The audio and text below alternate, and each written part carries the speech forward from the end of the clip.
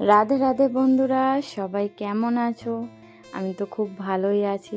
আর আজকের দিনটা সত্যিই খুব আনন্দের দিন ছিল, কারণ ছিল একটা আর ননদিনীর বিয়ে বলে কথা।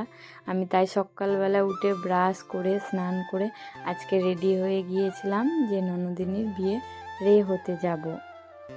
এদিকে রে হতে যাব বলে বেরিয়ে পড়েছিলাম। আর যে দিদিদের বাড়িতে আখ রাখা ছিল সেই দিদিদের বাড়ি গিয়ে দেখি সেই বাড়ির যে ছোটদি রান্না করছে। আর এদিকে আমাদের ঠাকুর ঘরেতে আগ নেওয়া হচ্ছিল। এগুলো আমার বড় যা বললে চলে, আর এটা একটা জেঠিমা। আর দেখো, সত্যি সত্যি বলতে যে ছোটদিদের যে ঠাকুর ঘরটা করা হয়েছে এত সুন্দর, বিশ্বাস করো। এই যে রাধাকৃষ্ণ আর মা, এদের দুজনার দিকে তাকালে মুখ ফেরানোই যায় না, এত সুন্দর। যদি ভগবান চাই কোনোদিন আমরাও করতে পারবো জানি না। ভগবানের কাছে আশা করি ভগবান যেটুকু দেবে যেন সেটুকুই ভালো মনে দেওয়া হয়। আমার অনেক কিছু চাই না, অল্প কিছু হলেই আমি সন্তুষ্ট। যেন জীবনে ভালো থাকার মতো যতটুকু ততটুকু দিলেই হয়, এইটুকুই ভগবানকে বলার, আর কিছু না। আর এদিকে দেখো জেঠিমা বরণ করছে। উনি আগেকার দিনের মানুষ তো বন্ধুরা, এত সুন্দর বরণ করছে। আমি বলছি এরম হাত কাঁপানো আমরা তো পারবোই না। আর আমার হাতে দিয়ে দিয়েছিল আগ। এটাকে তোমাদের ওখানে কে কি বলে আমাকে একটু প্লিজ কমেন্ট করে বলবে। আমাদের এখানে কিন্তু আগ বলে। আর এটা করেছে আমাদের বড়দি। বড়দি কিন্তু এখানে নেই। এগুলোও আমার বড় যা। আমার স্বামী যেখানে আমার হাজব্যান্ড যেখানে ছোট, আমি তাই এদের ছোট যা হই। এরা সব আমার বড়ই যা হয়। আর এই দেখো যে বড়দি করেছে আগ, এইটা হলো আমার বড় যা। ইনি হলো বড়দি আমাদের। ইনি আগ টাক তৈরি করেছে। আর এই যে যার বিয়ে, এইটা হলো আমার সেই ননদিনী।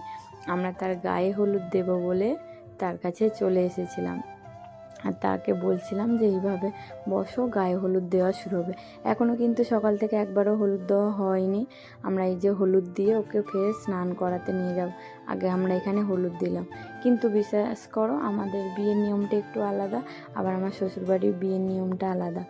যেরকম আমাদের বিয়েতে আগে ভোরবেলা কাক ভরে স্নান করায়, গঙ্গা মার করে, এখানে কিন্তু ওসব না। আগে হলুদ তুলবে, তারপরে এই যে দেখো আমরা ফার্স্ট হলুদ তুলে নিয়েছি, তারপরে আমরা ওকে নিয়ে স্নান করাতে যাবে পুকুরে, গঙ্গা মার কাছে। আর এখন দেখো হলুদ তোলা হচ্ছে ওদের। আর আমার বাবুও দেখো হলুদ দিচ্ছে। দেখো বন্ধুরা, আমার বাবুও হলুদ দিচ্ছে। আর এই মুহূর্তগুলো কিন্তু খুব আনন্দের মুহূর্ত। আর আমরাও নিজেদের মধ্যে খুব আনন্দ করে মজা করে ওর বিয়েটা কাটাচ্ছিলাম। বিয়েতে মানুষ খুবই কম ছিল, কারণ ওদের পরিবেশ অনেকটাই কিন্তু আমরা যে কজন ছিলাম আমরা অনেক আনন্দ করে কাটিয়েছি। আর বিশ্বাস করো আমার এই ননদিনীটা কিন্তু খুবই ভালো, বন্ধুর মতো। যাই হোক, ও যে চলে যাবে এখান থেকে, তাই আমি ওকে বলছিলাম যে দেখ এবার তোর ঠিকানা চেঞ্জ হয়ে যাবে বলে ওকে ইয়ার্কি করছিলাম যে এই একদিনের এতে তোর গোত্রও চেঞ্জ করে দেবে, সব কিছুই চেঞ্জ করে দেবে। আচ্ছা তোমরা বলো যে তোমাদের এই মুহূর্তগুলো কেমনভাবে তোমরা উপভোগ করেছো আমাকে জানি। আমি কিন্তু খুব আনন্দ করে কাটিয়েছিলাম। আর একেও আমি বলছি দেখো চিল কর, মজা কর, কাউকে মানা করিস না। আর ও না মেকআপ করবে বলে ও হলুদ দিতে মানা করছিল, তাই ওকে হলুদ দেওয়া হয়েছিল, মুখে দেওয়া হয়নি, সারা গায়ে আমরা ডলে ডলে করে সবাই মাখিয়েছিলাম, কিন্তু ও কিছুই বলেনি ওকে। আর আমার বাবু দেখো ওখানে গুলিয়ে যাচ্ছে, যে ও বুঝতেই পারছে না যে কি হচ্ছে, ওখানে কিছুই বুঝতে পারছে না। লাস্টে আমরা সবাই মিলে ওকে পুরো গায়ে হাত পায়ে বললো জেঠিমা যে আজকের দিনে হলুদ মাখতে হয়। তাই জন্য সব দেখো এই যে দিদিটা ওর পায়ে কীভাবে ডলে ডলে মাখাচ্ছে, আর আমি ওর হাতেও পুরো ডলে ডলে মাখিয়ে দিয়েছি, পুরো ওর বডিতেই পুরো হলুদ হলুদ করে দিয়েছিল। আর দেখে ওই জেঠিমা আমাদেরকেও একটু করে মাখিয়ে দিল।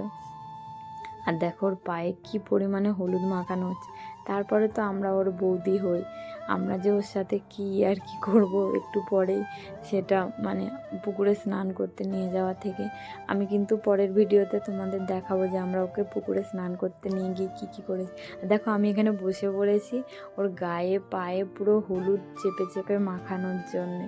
আর এই দিনগুলো সত্যি খুবই মজার হয়। পালিয়ে যারা বিয়ে করে এই দিনগুলো কাটাতে পারে না। এই দিনগুলো সত্যি জীবনে একবারই আসে, তাই জন্য আমার মনে হয় যে সবাইকে মজা করে কাটানো উচিত। টাটা বন্ধুরা, বাই বাই।